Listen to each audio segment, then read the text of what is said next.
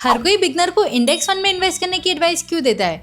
ये index fund होता क्या है? अगर तुम्हारे दिमाग में भी ये सवाल है, मैं प्रॉमिस करती हूँ कि 60 सेकेंड्स बाद तुम्हें इंडेक्स फंड बिल्कुल सिंपल लैंग्वेज में समझ आ जाएगा और तुम्हारे सारे कंफ्यूजन दूर हो जाएंगे। I am C Surabhi Gandhi और सबसे पहले समझते हैं कि इंडेक्स क्या होता है। इंडिया में हजारों कंपनीज लिस्टेड है, लेकिन उनमें से कुछ कंपनीज की एक लिस्ट बनाई जाती है। जैसे निफ्टी 50 में इंडिया की 50 बड़ी लिस्टेड कंपनीज होती है, बस इसी लिस्ट को इंडेक्स कहते हैं। अब आता है इंडेक्स फंड। इंडेक्स फंड एक ऐसा म्यूचुअल फंड है जो खुद डिसाइड नहीं करता कि किस कंपनी में इन्वेस्ट करना है।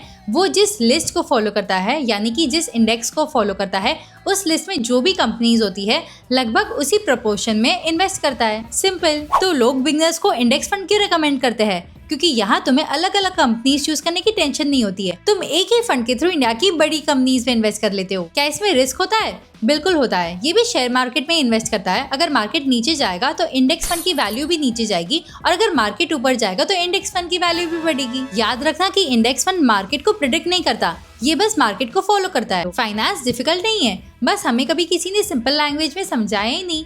पर मैं प्रॉमिस करती हूँ कि फाइनेंस को आपके लिए इतना सिंपल बना दूंगी कि आप अपने पैसों से रिलेटेड डिसीजंस कॉन्फिडेंटली ले पाओ और कभी भी आपको किसी पे भी डिपेंडेंट ना होना पड़े। इसलिए इस अकाउंट को फॉलो कर लो।